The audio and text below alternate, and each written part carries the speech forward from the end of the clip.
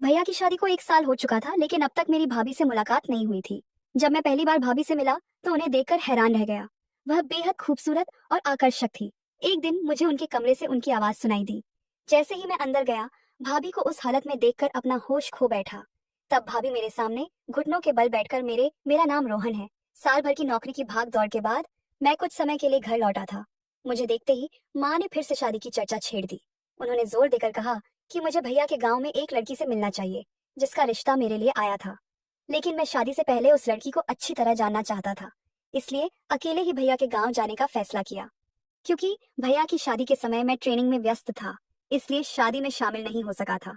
अब 1 साल बाद मैं पहली बार अपनी नई भाभी से मिलने जा रहा था। गांव पहुंचते ही मैं सीधे भैया के घर गया। जैसे ही मैंने अपना बैग रखा, भाभी मेरे सामने पानी का गिलास लेकर आई। मैं उन्हें ठीक से देख भी नहीं पाया, क्योंकि वह पानी देकर तुरंत लौट गई।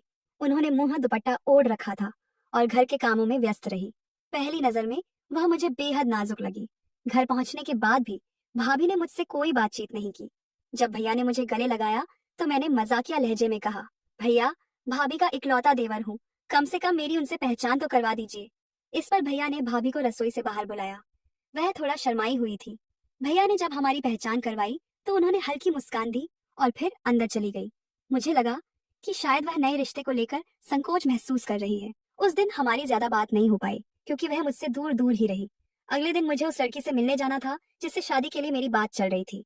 मैंने भैया से साथ चलने को कहा, लेकिन उन्होंने कहा, रोहन, मैं तुम्हारे साथ नहीं जा सकता, मुझे जरूरी काम से बाहर जाना है।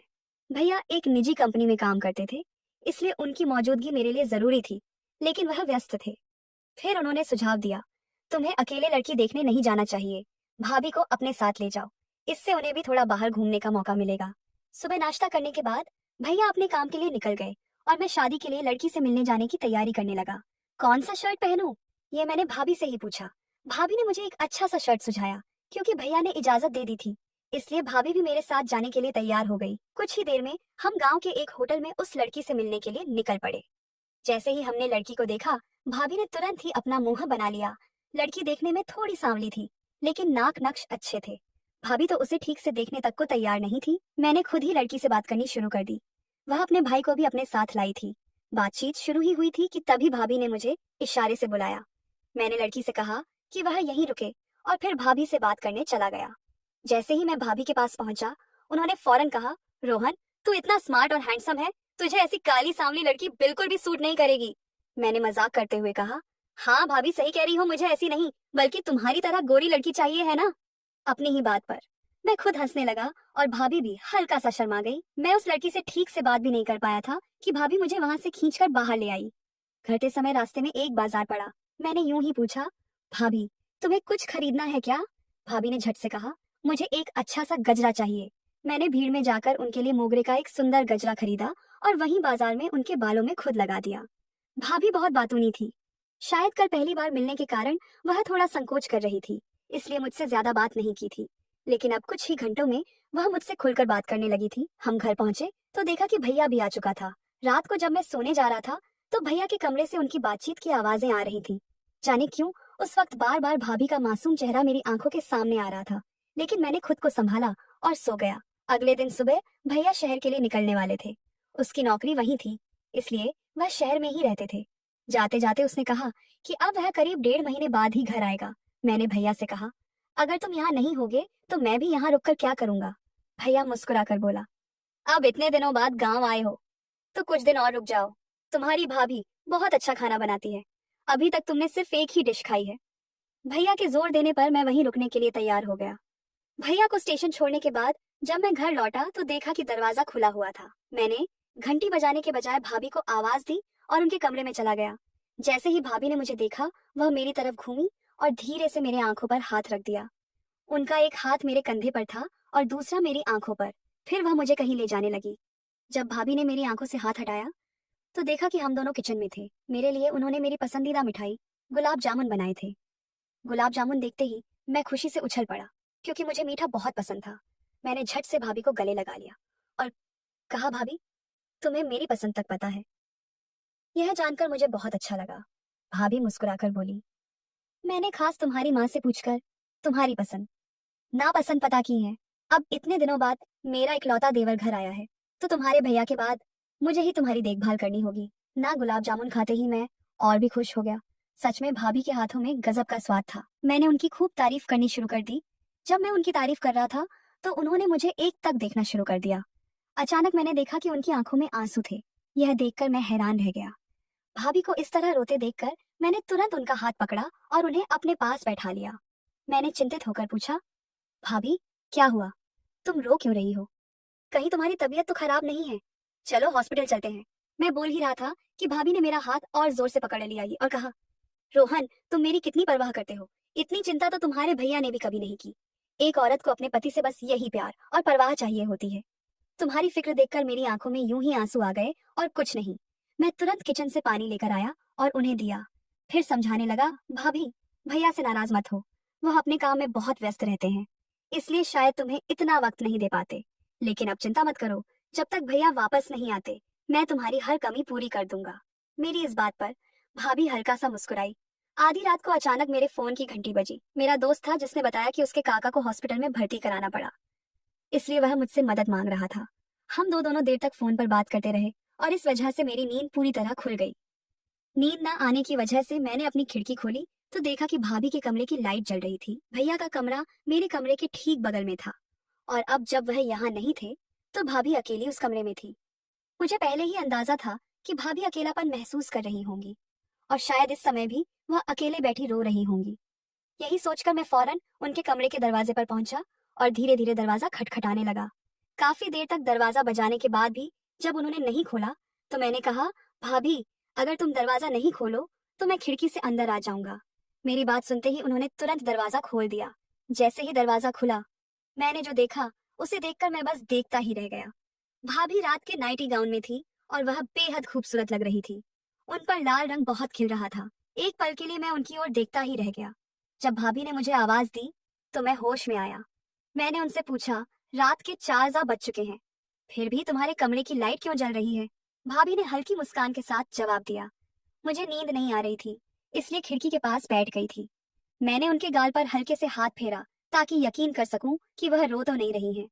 मेरी चिंता को महसूस करते ही उन्होंने मुझे कसकर गले लगा लिया और बोली, मुझे कुछ नहीं हुआ, बस थोड़ी देर जागने का मन था।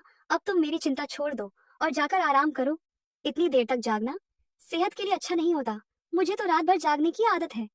लेकिन ना जाने क्यों भाभी के कमरे से बाहर जाने का मन नहीं कर रहा था।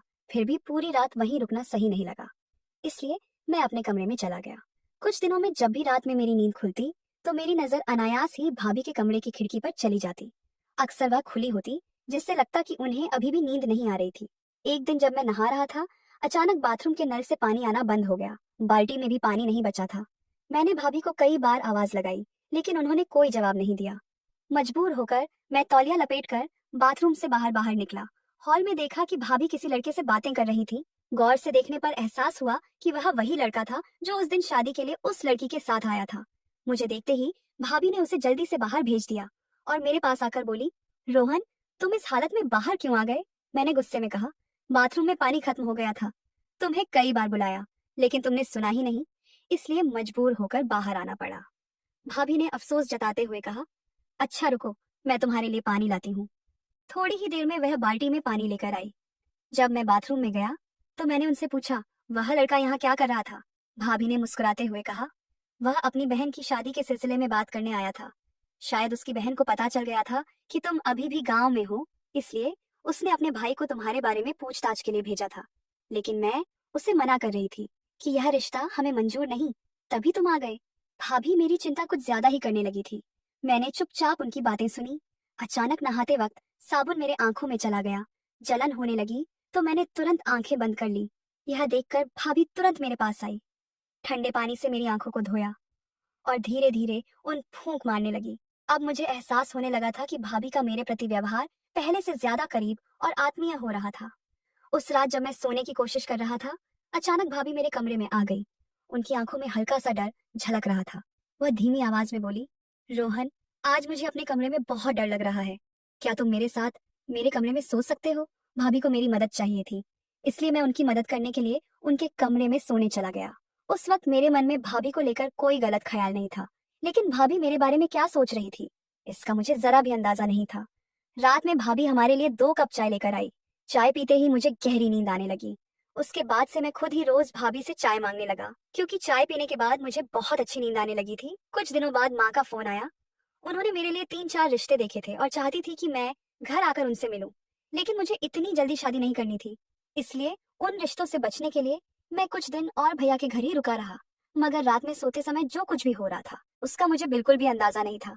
जब से मैं भाभी के कमरे में सोने लगा था, तभी से सुबह उठते ही उनके चेहरे के हाव भाव कुछ बदले बदले से लगने लगे थे। वैसे दिन भर वह हमेशा की तरह मुझसे प्यार से ही पेश आती थी। एक दिन दोपहर में जब मैं चार्जर लेने के लिए भाग के कमरे में गया तो वह वहां नहीं थी। मुझे लगा कि वह कमरे में होंगी, लेकिन वह नहीं थी। जैसे ही मैंने कमरे में नजर दौड़ाई तो उनकी दराज में प्रेगनेंसी किट दिखी। मैंने उत्सुकता से उसे उठाकर देखा तो वह पॉजिटिव थी। यह देखकर मैं एकदम चौंक गया। भैया को काम पर गए पूरे 15 दिन हो चुके थे और इन 15 दिनों में मैं ही अकेला भाभी के साथ इस घर में रह रहा था। इस दौरान भाभी मेरे साथ बहुत खुश नजर आ रही थी। ना कभी उन्होंने बोरियत महसूस की, ना ही किसी चीज की शिकायत की। मेरे हाथ पैर ठंडे पड़ गए। मैंने वह किट वहीं रख दी और कमरे से बाहर आ गया। तभी भाभी छत से नीचे आई। मैं उनके सामने गंभीर चेहरा ले खड़ा हो गया। भाभी मुस्कुराते हुए बोली, रोहन, आज मेरा मोगरे का गजरा लगाने का मन कर रहा है। तुम जल्दी से जाकर मेरे लिए गजरा ले आओ। और हाँ, मिठाई की दुकान से स्पेशल बासुंदी भी ले आना। भाभी उस वक्त किसी और ही मूड में थी। मैं कुछ कहना चाहता था, लेकिन उन्होंने मुझे बोलने का मौका ही नहीं दिया। उन्होंने भैया की गाड़ी की चाबी मेरे हाथ में रखी और बाजार जाने के लिए कह दिया। बाजार का दिन था, इसलिए काफी भीड़ थी और खरीदारी करने में मुझे करीब 1.5-2 घंटे लग गए।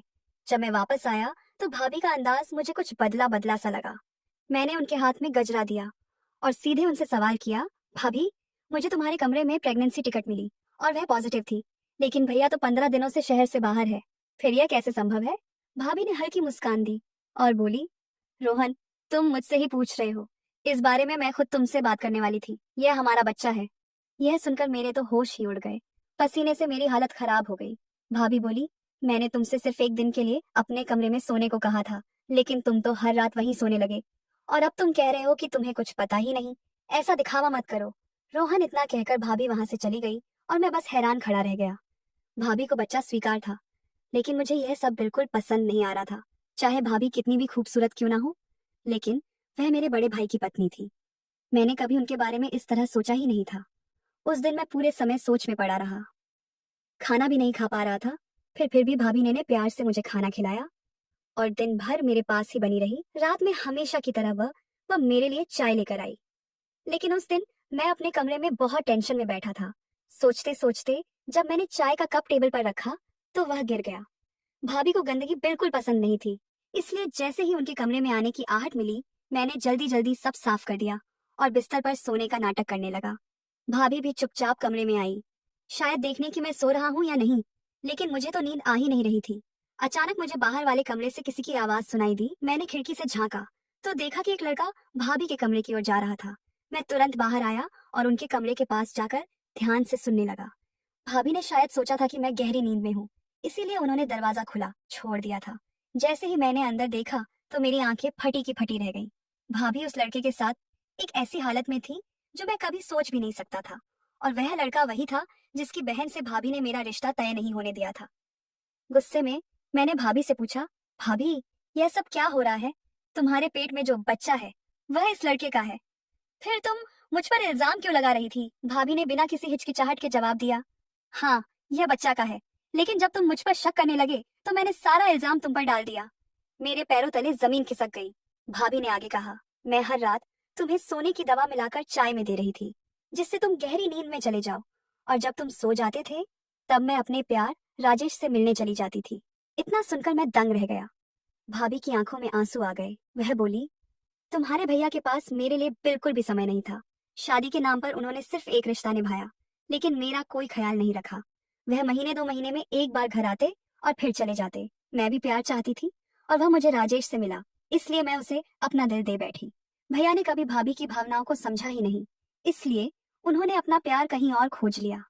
मैं भाभी को समझा नहीं सकता था, लेकिन जब यह सच भैया को पता चला तो उन्होंने ना कुछ सोचे समझे भाभी से अलग होने का फैसला कर लिया। अगर भैया ने समय रहते भाभी को समझा होता तो शायद आज उनका रिश्ता बच जाता।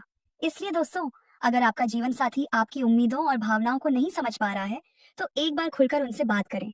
बातचीत से कई परेशानियां हल हो सकती हैं, क्योंकि अगर आपने बाहर प्यार तलाशने की गलती की तो हो सकता है कि अंत में आपको धोखा ही मिले। अब फैसला आपका है। अगर आपको यह कहानी पसंद आई हो तो वीडियो को लाइक करें और चैनल को सब्सक्राइब करना ना भूलें।